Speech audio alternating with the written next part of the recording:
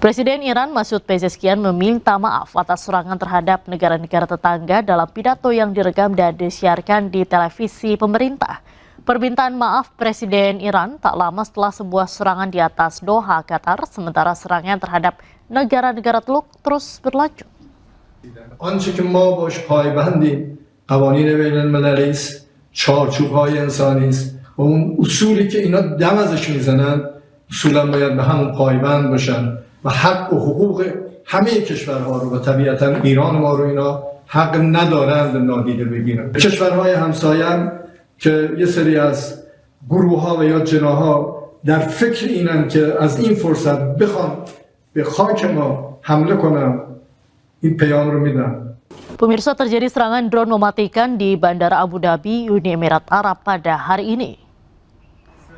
Another drone. I don't know if you can see or not. Serangan tersebut membuat ledakan besar di kawasan Bandara Abu Dhabi. Pada serangan ini terekam oleh ponsel milik warga hingga membuat kepanikan. Sementara pada serangan drone ini belum ada yang bertanggung jawab atas penyerangan tersebut.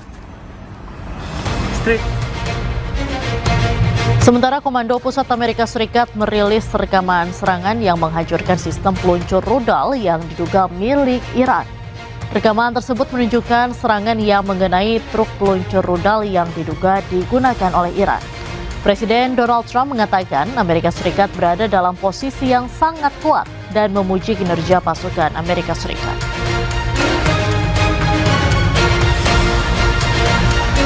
Selain itu, Komando Pusat Amerika Serikat juga merilis rekaman pasukannya menyerang target militer Iran. Pasukan militer Amerika Serikat mengklaim telah menyerang lebih dari 3.000 target serangan ke Iran. Menurut Sekretaris Pers Gedung Putih, Caroline Leavitt mengatakan bahwa pasukan militer Amerika Serikat telah menenggelamkan 30 kapal Iran. Salah satunya adalah kapal Iris Dena milik Angkatan Laut Iran yang ditorpedo oleh kapal selam milik Amerika Serikat hingga menyebabkan 80 orang lebih tewas dan 32 anak mengalami luka-luka. Memasuki hari ke-7 serangan Israel dan Amerika Serikat ke Iran semakin memanas. Sementara itu, Garda Revolusi Iran kembali melancarkan serangan ke ibu kota Israel, Tel Aviv.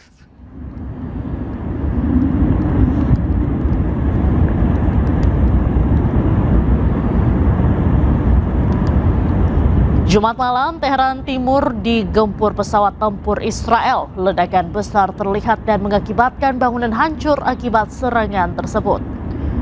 Belum diketahui berapa jumlah korban tewas dan luka akibat serangan brutal Israel yang menyerang daerah timur ibu kota Iran tersebut. Sementara Sabtu pagi, Garda Revolusi Iran (IRGC) melakukan serangan balik ke Israel Selatan hingga bunyi sirene meraung sejak pukul 5 pagi. Sistem pertahanan udara diaktifkan di wilayah selatan Israel setelah pasukan pertahanan Israel IDF melaporkan adanya proyektil yang datang dari Iran.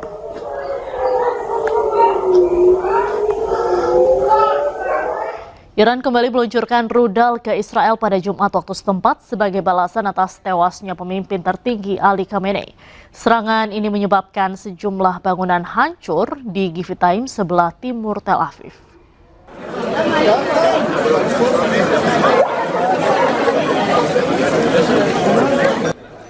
Pecahan rudal menghantam jalan di kota Givatayim sebelah timur Tel Aviv pada hari Jumat, merusak beberapa bangunan setelah pertahanan udara mencegah rentetan serangan yang diluncurkan dari Iran.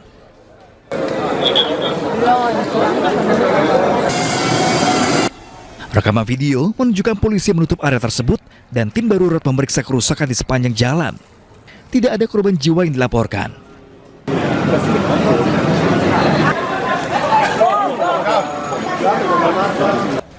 Menurut Kementerian Kesehatan Israel, sebanyak 2.328 warga Israel yang hampir setengahnya berasal dari wilayah Tel Aviv telah dievakuasi sejak awal perang.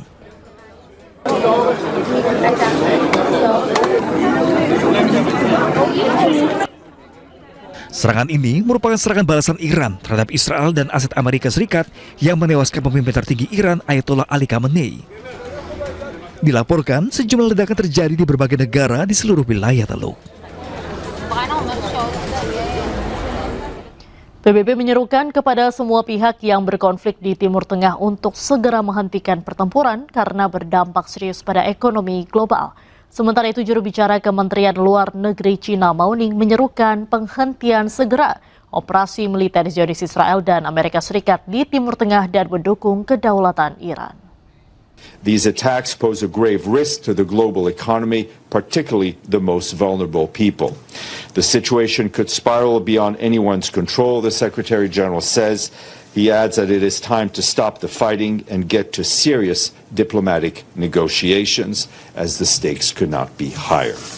And also the deteriorating situation around the Strait of Hormuz, the impact that will have on 中方反对美国和以色列违反国际法，对伊朗发动军事打击，支持伊朗捍卫主权安全、领土完整和民族尊严，支持伊朗维护自身的正当合法权益。中方一贯主张通过政治外交途径解决问题，呼吁立即停止军事行动，防止战火蔓延外溢，避免局势进一步。 Pasca penutupan sejumlah ruang udara di kawasan Timur Tengah akibat perang Amerika, Israel, dan Iran, penerbangan sempat terdampak. Namun sejak Jumat 6 Maret, sejumlah maskapai mulai kembali melayani penerbangan secara terbatas, termasuk jemaah umroh yang tertahan di Arab Saudi.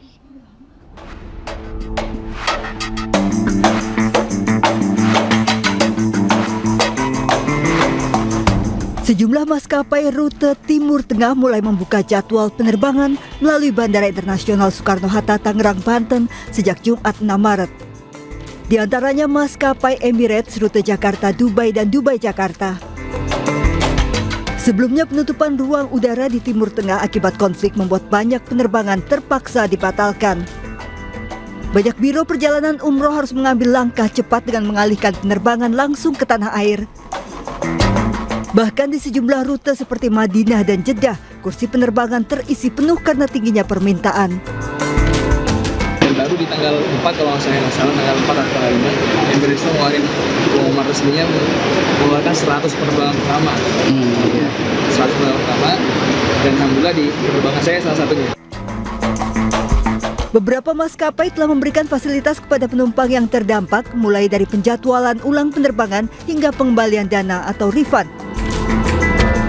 Pengelola Bandara Internasional Soekarno-Hatta mencatat pada 6 Maret terdapat 19 penerbangan rute Timur Tengah masih membatalkan penerbangannya. Dari Tangerang, Banten, Hasnugara, iNews melaporkan.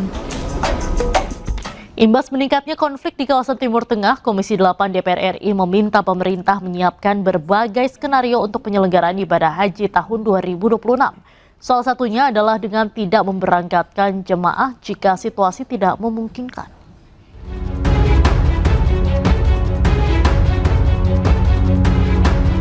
Imbas meningkatnya eskalasi konflik di kawasan Timur Tengah, Komisi 8 DPR RI meminta pemerintah menyiapkan berbagai skenario terkait penyelenggaraan ibadah haji tahun 2026. Salah satu skenario yang perlu dipersiapkan adalah terkait kemungkinan tidak memberangkatkan jemaah jika situasi keamanan tidak memungkinkan.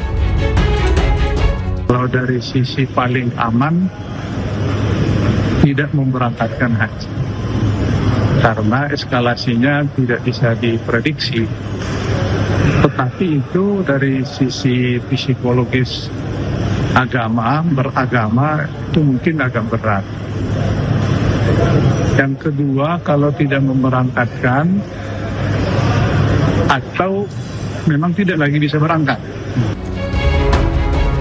Jika memang diberangkatkan, Komisi 8 DPR meminta pemerintah menyiapkan alternatif rute penerbangan untuk keberangkatan atau kepulangan jemaah haji 2026. Tidak mungkin juga jamaah berlama-lama.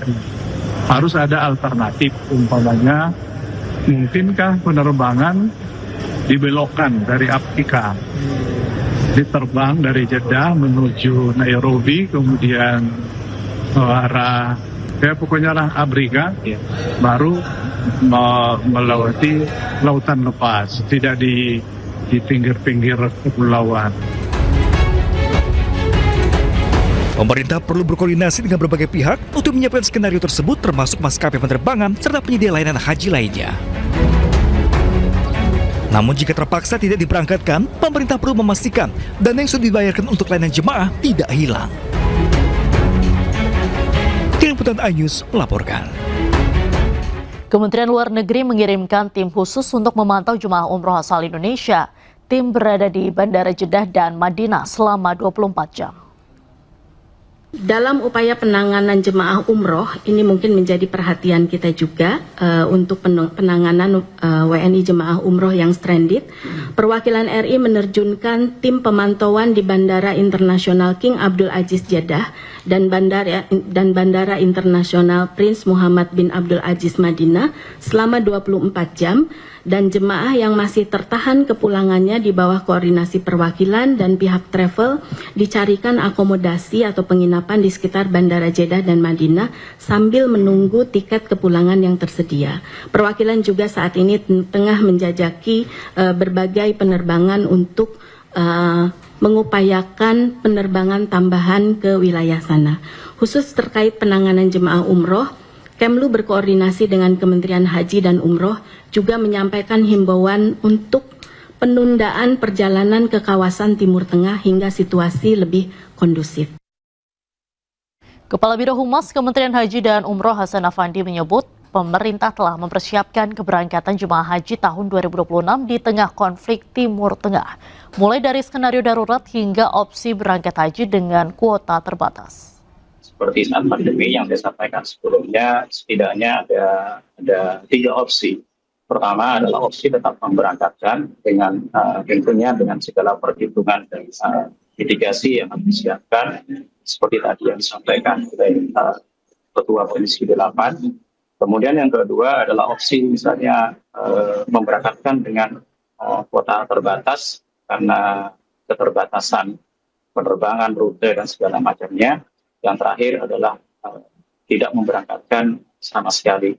Namun perlu dipahami oleh seluruh pemirsa bahwa tidak memberangkatkan pada kondisi darurat itu penetapannya tidak sesederhana seperti yang kita bayangkan, karena harus ditetapkan oleh Presiden dan kemudian Menteri Haji itu harus menetapkan skema bersama DPR. Jadi tidak bisa sendirian, tetap harus ada keputusan bersama antara pemerintah dan DPR skema seperti apa yang kemudian tepat digunakan pada kondisi nanti saat penyelenggaraan haji. Karena kita sendiri sampai sekarang masih melihat perkembangan kondisi terus-menerus.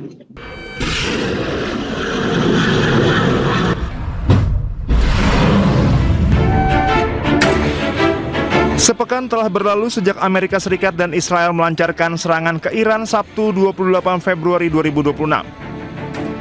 Hingga Jumat 6 Maret 2026, sedikitnya 1.332 jiwa dilaporkan tewas akibat serangan gabungan Amerika Serikat dan Israel di Teheran. Komando Pusat Militer Amerika Serikat mengatakan mereka telah menyerang lebih dari 3.000 target di Iran dan menghancurkan 43 kapal perang Iran sejak 28 Februari. Selain korban jiwa, ribuan warga Iran lainnya juga mengalami luka-luka dalam konflik ini. Pihak Iran mengklaim Amerika Serikat dan Israel sengaja menargetkan infrastruktur sipil.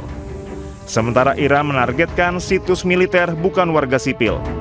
Namun Amerika Serikat dan Israel mengatakan yang terjadi adalah sebaliknya. Setelah pimpinan tertinggi Iran, Ayatollah Ali Khamenei terbunuh pada hari pertama perang, Amerika Serikat menuntut agar Iran menyerah tanpa syarat.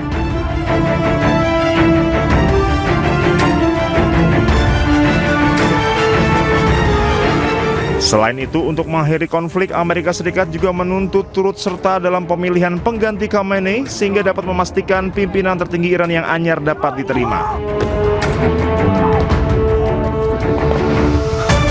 Kini sejumlah negara termasuk Indonesia telah berkomitmen membantu upaya mediasi Amerika Serikat dan Iran.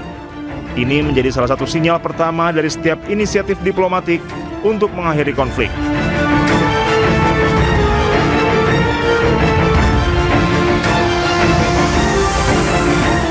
Dan untuk membahas serangan Amerika Serikat dan Israel ke Iran, kami telah terhubung dengan Kepala Staf Angkatan Udara 2002 hingga 2005 dan juga Ketua Umum Pusat Studi Air Power Indonesia, Bapak Cepi Hakim. Selamat malam Pak Cepi, apa kabarnya? Selamat malam, salam sehat. Salam sehat Bapak. Pak Cepi, Amerika Serikat dan Israel ini kan selalu mengklaim melakukan serangan presisi terhadap Iran. Namun kita lihat di awal sebagai contoh, sejumlah sekolah, rumah sakit ini juga dibom dengan jumlah korban jiwa yang ratusan. Anda melihatnya pemboman ini sembarangan atau bagaimana?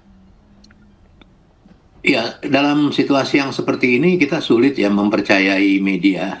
Ya, yang satu bilang begitu, yang satu bilang begini dan lain sebagainya. Itu biasa.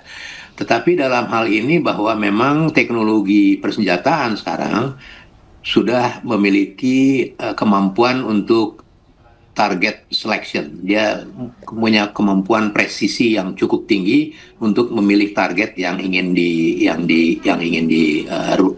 dirusak, yang ingin ditargetkan. Namun kalau kita melihat perkembangan di dalam media, tentu saja pihak Iran mengatakan begini, pihak Amerika mengatakan begitu. Itu biasa seperti itu. Itu bagian dari psychology war ya. Jadi saya kurang bisa melihat atau mengomentari hal ini karena sekali lagi media yang mana yang mesti kita ikuti. Sementara yang menguasai media selama ini adalah blok barat. Jadi yang dominan adalah CNN dan lain sebagainya. Tetapi sekali lagi persenjataan memang sudah begitu tinggi teknologinya, dia bisa memilih sasaran memang. Tetapi dalam strategi Amerika Israel maupun strategi Iran dalam menyerang, apakah dia memilih pangkalan-pangkalan militer atau dia memilih ruangan-ruangan publik yang sebenarnya tidak pantas untuk menjadi target peperangan. Baik. Kalau kita lihat juga di Gaza, ini kan terbukti sekolah dan juga rumah sakit juga menjadi sasaran Israel. Apakah Anda melihat ini ada kesamaan pola, Pak? Ya, pola dalam strategi perang yang seperti ini pasti masing-masing pihak ingin menyelesaikan sesegera mungkin. Dan itu tentunya disusun perencanaan untuk bisa segera selesai. Mungkin dia menilai bahwa sasaran-sasaran rumah sakit, sekolah, dan sebagainya itu mungkin lebih ampuh untuk mempercepat jalannya pertempuran dan mempercepat pihak-pihak terkait untuk menyerah. Dan itu strategi masing-masing dan pasti itu memang digunakan menjadi perhitungan-perhitungan yang dicermati oleh masing-masing pihak. Baik, Iran ini kan juga mengumumkan, Pak, minta maaf kepada tetangganya yang sudah diserang. Anda melihatnya ini seperti apa? Iya, tentu saja Iran akan meminta maaf ya, karena ada beberapa yang memang bukan dia yang mengerjakan. Tetapi sekali lagi bahwa dia kan tidak ingin menambah musuhnya sudah cukup berat. Dia berhadapan dengan Israel yang di belakangnya ada Amerika. Dan dalam membalas pukulan atau serangan Amerika, dia menyerang pangkalan-pangkalan Amerika di negara-negara tetangganya. Ya, ini memang dilematis. Dia target-target yang disusun memang milik Amerika, tetapi berada di wilayah negara tetangganya.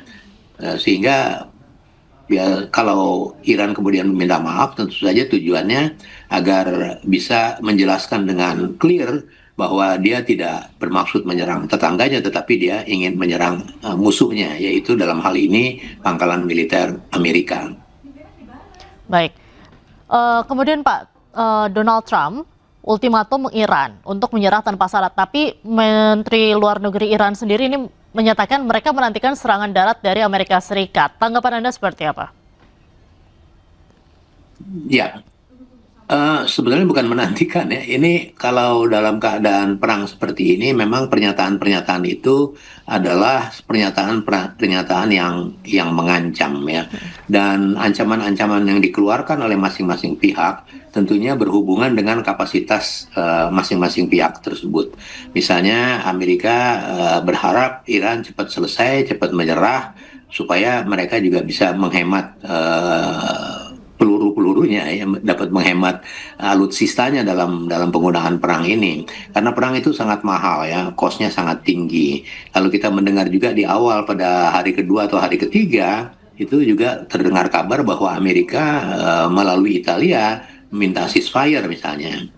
Dan kalau respon dari Iran yang mengatakan bahwa dia menunggu serangan, dia sebenarnya juga menerima ancaman akan dilakukan serangan darat oleh Amerika.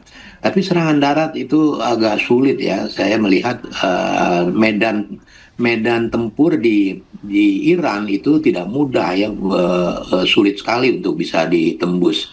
Dan posisi Iran dalam hal ini, mereka sudah mempersiapkan diri untuk berhadapan dengan perang yang panjang dan perang yang berhadapan dengan pasukan darat. Kalau Bapak melihat eskalasi konflik antara Amerika Serikat, Israel, dan juga Iran ini akan berlangsung sampai kapan, Pak? Apakah akan berlarut-larut? Bisa berlarut-larut, bisa cepat selesai. Tetapi dinamika yang terjadi belakangan hari ini itu masih eskalasinya akan meningkat dalam 1-2 hari ke depan ya. Saya belum lihat, kita belum bisa melihat ada tanda-tanda bahwa ini akan cepat selesai. Pernyataan-pernyataan kedua belah pihak juga memunculkan kesan bahwa ini akan panjang ya, tidak akan berhenti pada masa yang cepat. Baik, kalau misalnya kita lihat medan tempur di Iran ini kan juga cukup sulit. Sementara untuk serangan udara juga saat ini terus dibombardir. Tapi pertahanan Iran ini kan juga bisa dibilang cukup mumpuni. Kedepannya akan seperti apa, Pak? Ya, dalam hal ini Amerika memang mengandalkan serangan udara, ya itu khas sekali ya. Doktrin perangnya Amerika itu dari sejak Perang Dunia Kedua, dia adalah menyerang melalui udara. Dan mereka merasa sukses besar pada waktu Hiroshima dan Nagasaki, dia bom, dan itu menyebabkan Jepang langsung menyerah dan Perang Dunia usai. Jadi way of thinking ya, cara berpikir para military thinker Amerika adalah bomb to win ya. Dia cukup dengan menyerang melalui udara, dia harapkan maka konflik itu selesai. Padahal sejarah juga mencatat setelah Perang Dunia Kedua banyak serangan-serangan Amerika yang dari udara itu tidak menyelesaikan masalah dengan tuntas. Misalnya di Vietnam, kemudian Perang Teluk, dan terakhir di Afghanistan, mereka tidak begitu sukses dalam perang di darat. Jadi saya masih melihat di sini bahwa dalam perang sekarang pun Amerika masih mengandalkan alur pikir untuk menyerang melalui udara, dan itu setengah dan akan dilanjutkan. Baik. Kalau ada sejumlah pengamat ini kan sempat menyampaikan bahwa serangan udara saja ini tidak cukup untuk menyerang Iran. Apakah Amerika Serikat nantinya juga mungkin untuk menyerang via darat, Pak? Ya, strategi yang digunakan oleh Amerika dan Israel dalam hal ini tentunya sangat tergantung pada dinamika di lapangan yang terjadi. Dia melihat bahwa sekarang ini sampai sekarang ini serangan-serangan udara itu tidak membuat Iran takluk ya, tidak membuat Iran langsung menyerah, sehingga dia harus mencari jalan lain, dan jalan lain itu satu-satunya adalah mungkin dia akan mengerahkan pasukan darat. Tetapi sekali lagi mengerahkan pasukan darat juga tidak semudah itu. Dia harus mempelajari terlebih dahulu, dia harus mengumpulkan data intelijen yang cukup agar korban bisa sekecil mungkin dan operasi itu bisa berjalan sukses.